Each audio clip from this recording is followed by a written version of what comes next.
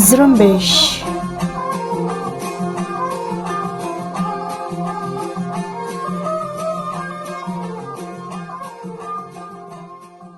یہ ریڈیو زرمبش اردو کی آواز ہے۔ آج 3 اگست منگل کا دن اور سال 2020 ہے۔ ریڈیو زرمبش کے آج کی نیوز بلیٹن کے ساتھ میں ہوں آپ کا میزبان دوستین مراد بلوچ۔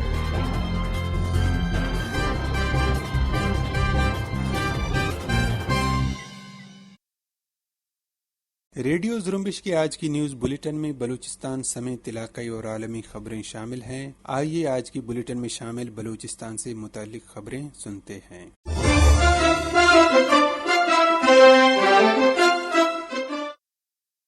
قابض پاکستانی فوج کے ہاتھوں بلوچ نیشنل موومنٹ کی ممبر شہید بانو کیدگ بلوچ، شہید غلام جان شیخی اور جبری طور پر لاپتہ راشد حسین بلوچ کے گھر پر چھاپے کے خلاف voice for Baloch missing persons کے زیر اہتمام اتوار کو شال پریس کلب کے سامنے احتجاجی مظاہرہ کیا گیا۔ احتجاجی مظاہرے سے voice for Baloch missing persons کے vice chairman Mama Qadeer Baloch, national democratic party کے رہنما ڈاکٹر عبدالحی بلوچ، خالدہ ایڈوکیٹ بلوچ سمیت دیگر نے خطاب کیا۔ مقررین نے اپنے خطاب میں کہا کہ ریاست پاکستان بلوچوں پر جو مظالم ڈھا رہی ہے اس کی تاریخ میں کوئی مثال نہیں ملتی۔ ریاست شہریوں کو انصاف دلانے میں بری طرح ناکام ہو چکی ہے۔ ایک طرف جبری طور پر لاپتہ راشد حسین کی جبری گمشدگی سے انکار کر کے اسے مفرور مجرم قرار دیا جاتا ہے تو دوسری طرف اس کے گھر والوں پر راشد حسین کے کیس سے دستبرداری کے لیے دباؤ ڈالا جاتا ہے۔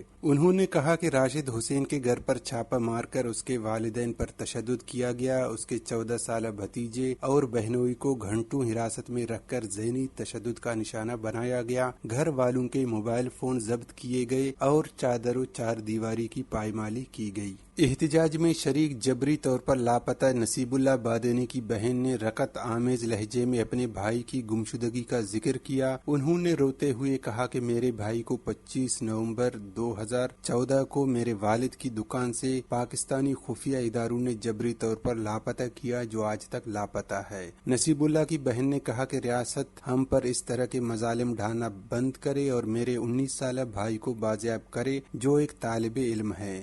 مقررین کا مزید کہنا تھا کہ جن لوگوں کو اٹھایا گیا وہ نہتے لوگ ہیں جنہیں بسوں میں سفر کے دوران اور گھروں سے جبری طور پر لاپتہ کیا گیا۔ انہوں نے کہا کہ جبری گمشدگی کا معاملہ اب صرف بلوچستان تک محدود نہیں بلکہ پشتونخوا اور سندھ میں بھی لوگوں کو لاپتہ کیا جا رہا ہے۔ احتجاجی مظاہرے سے اپنے خطاب میں voice for Baloch missing persons کے وائس چیئرمین ماما قدیر بلوچ نے کہا کہ بلوچستان سے 50,000 افراد جبری طور پر لاپتہ ہیں اور 20,000 افراد کو شہید کیا جا چکا ہے۔ انہوں نے کہا کہ آج سرفراز بگٹی اپنے آقاؤں کو خوش کرنے کے لیے یہ کہتا ہے کہ بلوچستان میں کوئی لاپتہ نہیں، لیکن جب وہ اقتدار میں تھا تو انہوں نے خود یہ اعتراف کیا تھا کہ بلوچستان میں 1100 افراد جبری طور پر لاپتہ ہیں، جبکہ شاہزین بگٹی کہتا ہے کہ 20,000 بگٹی صرف لاپتہ ہیں۔ ماما قدیر کا کہنا ہے کہ یہ وہ اعداد و شمار ہیں جسے حکمران خود تسلیم کر رہے ہیں۔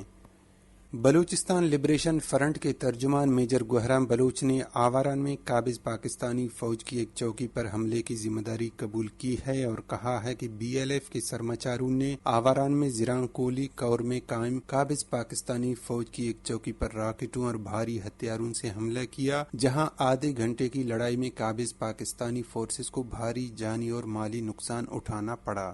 خوزدار میں گریشہ کے علاقے زباد گریشہ میں ایک نوجوان سانپ کے ڈسنے کی وجہ سے وفات پا گیا ہے۔ وفات پانے والے عبداللہ ولد مراد جان کوچہ گریشہ کا رہائشی تھا اور زباد گریشہ میں کسی زمیندار کے کھیتوں میں کام کرتا تھا۔ کوہلو کے علاقے تمبو میں سیاکاری کے الزام میں مسلح افراد نے فائرنگ کر کے ایک خاتون کو قتل جبکہ ایک شخص کو زخمی کر دیا ہے۔ بیلا کے قریب مین RCD شاہراہ پر مزدہ ٹرک اور ٹرالر میں تصادم ہوا ہے جس میں 7 افراد زخمی ہوئے ہیں۔ کردگاب کے قریب کسٹم اہلکاروں کی گاڑی اور ٹرک میں تصادم ہوا جس میں ایک کسٹم آفیسر ہلاک اور ایک اہلکار زخمی ہوا۔ جیموڑی میں پاکستانی حکومت کی طرف سے کنٹانی ہور کی بندش کے باعث قصبے میں پٹرول اور ڈیزل کے دام بڑھ گئے ہیں، جہاں 1 لیٹر پٹرول 80 روپے سے 140 روپے تک پہنچ گیا ہے، جبکہ ڈیزل مہنگا ہونے سے بار برداری کی گاڑیاں رک گئی ہیں اور ماہی گیر بھی پریشانی سے دوچار ہیں۔ واضح رہے مکران سمیت بلوچستان کے بیشتر علاقوں کے شہریوں کی روزگار کا انحصار ایرانی ایندھن کی ترسیل پر ہے۔ اب بارڈر بندش کی وجہ سے جہاں ایک طرف روزگار بند ہے تو دوسری طرف گاڑی اور کشتی مالکان بھی ایندھن مہنگا ہونے کی وجہ سے گھر بیٹھنے پر مجبور ہو گئے ہیں، جبکہ اس وقت مکران کورونا وائرس، بارڈر بندش، بجلی اور پانی کی عدم فراہمی جیسے بحرانوں سے بھی دوچار ہے اور آئے دن مکران بھر میں احتجاجی مظاہرے ہو رہے ہیں، لیکن حسب دستور قابض پاکستان کے حکمرانوں کو اس کی ہرگز پرواہ نہیں۔ بلوچستان میں 60 افراد میں کورونا وائرس کی تشخیص ہوئی ہے، جس کے بعد بلوچستان بھر میں کورونا وائرس کے متاثرہ افراد کی مجموعی تعداد 29,702 ہو گئی ہے۔ محکمہ صحت بلوچستان کی کورونا وائرس سیل کی رپورٹ کے مطابق بلوچستان کے مختلف علاقوں میں ٹیسٹ کیے گئے، جس کے نتیجے میں تربت میں 29، کوئٹہ میں 15، مستنگ اور لورالائی میں 5، گوادر اور پنجگور میں 2، جعفر آباد اور خاران میں ایک شخص میں کورونا وائرس کی تشخیص ہوئی۔ رپورٹ کے مطابق بلوچستان میں کورونا وائرس کے ایکٹیو مریضوں کی تعداد 759 ہے، جبکہ ہلاکتیں 328 ہو چکی ہیں۔ بارکھان، ڈیرہ بگٹی اور ان کے گرد و نواح میں زلزلے کے جھٹکے محسوس کیے گئے ہیں، تاہم زلزلے سے کوئی جانی یا مالی نقصان نہیں ہوا ہے۔ زلزلہ پیما مرکز کے مطابق اتوار کی شب بارکھان، ڈیرہ بگٹی اور ان کے گرد و نواح میں زلزلے کے جھٹکے محسوس کیے گئے۔ ریکٹر اسکیل پر زلزلے کی شدت 4.5 ریکارڈ کی گئی، جبکہ گہرائی 80 کلومیٹر زیر زمین تھی۔ زلزلہ پیما مرکز کے مطابق زلزلے کا مرکز بارکھان سے 35 کلومیٹر جنوب میں تھا۔ ایرانی حکام نے 1 اگست کو 348 پاکستانی باشندوں کو تفتان کے مقام پر مقامی انتظامیہ کے حوالے کر دیا ہے۔ مقامی ذرائع کے مطابق تمام پاکستانیوں کا تعلق پنجاب، سندھ، خیبر پختونخوا اور پاکستان کے زیر قبضہ کشمیر سے ہے۔ اطلاعات کے مطابق یہ لوگ بغیر دستاویزات کے ایران گئے تھے، جہاں ایرانی حکام نے گرفتاری اور اپنی قانونی چارہ جوئی مکمل کرنے کے بعد 1 اگست کو راہداری گیٹ سے ان کو تفتان انتظامیہ کے حوالے کر دیا، جہاں ان سے مزید تفتیش مقامی انتظامیہ کر رہی ہے۔ مقامی حکام کا کہنا ہے کہ یہ تمام پاکستانی باشندے ایران سے روزگار کی تلاش میں بیرون ممالک جانا چاہتے تھے۔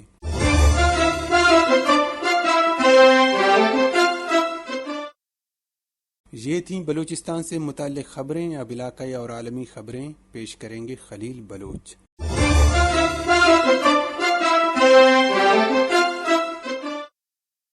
بندوبست پاکستان خیبر پختونخوا میں ڈیرہ اسماعیل خان کے علاقے اٹل شریف کے قریب مسلح افراد کی فائرنگ سے پولیس کا ایک ہیڈ کانسٹیبل ہلاک ہو گیا ہے۔ پولیس کے مطابق head constable Dilawar Khan polio مہم پر ڈیوٹی دینے کے لیے جا رہا تھا کہ راستے میں نامعلوم مسلح افراد کی فائرنگ کے نتیجے میں ہلاک ہو گیا۔ پولیس کے مطابق ملزمان کی گرفتاری کے لیے اٹل شریف میں سرچ آپریشن شروع کی گئی ہے۔ واضح رہے پاکستان اور افغانستان دنیا میں 2 ایسے ممالک ہیں جن میں پولیو وائرس موجود ہے، جہاں پولیو مہم کے دوران پولیو مہم کے رضاکاروں پر حملے بھی کیے جاتے ہیں۔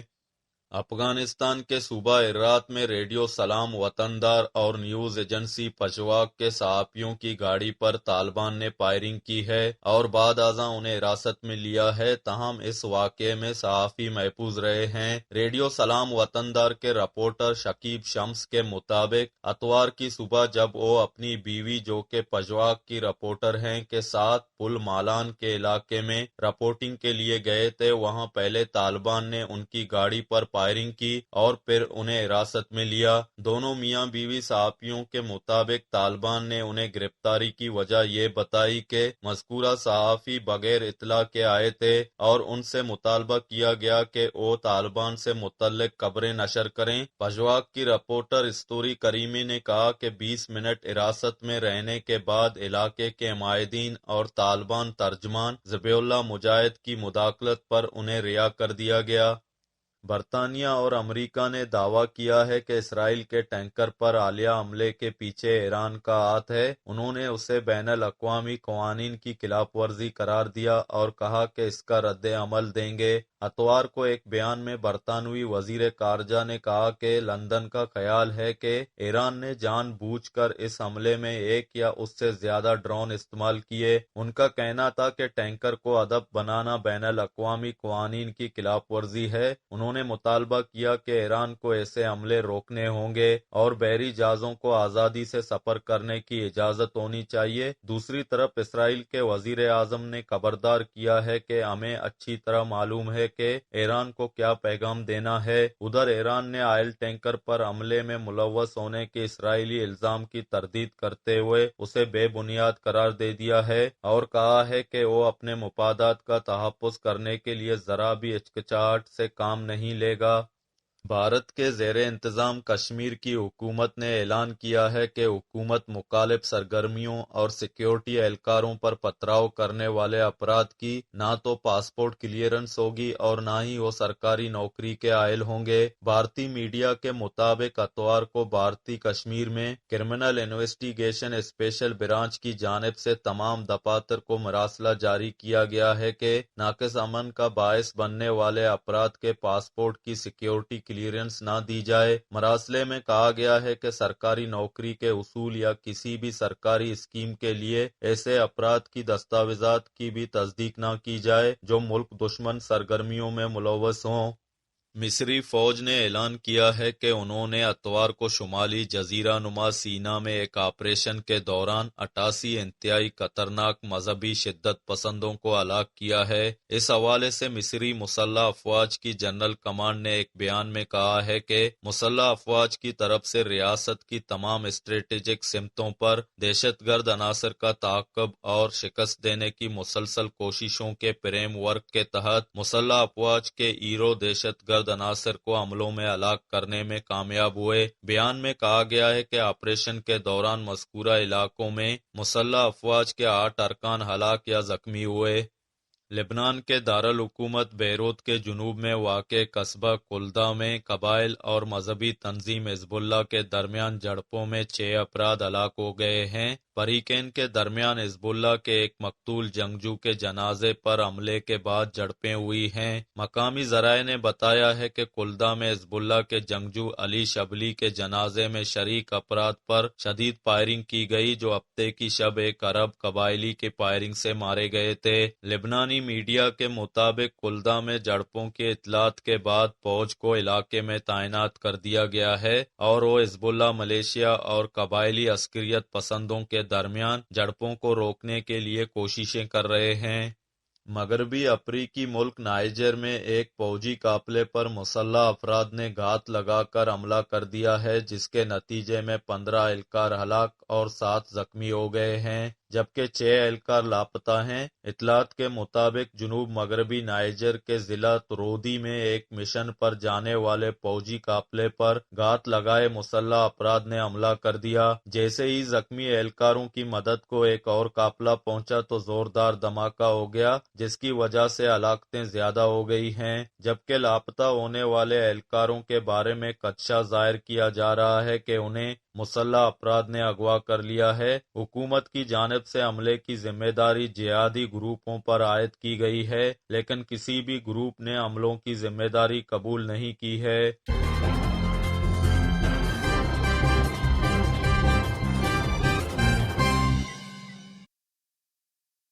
اسی کے ساتھ ہی آج کے نیوز بلیٹن کا اختتام ہوتا ہے۔ دوستین مراد بلوچ کو اجازت دیجیے۔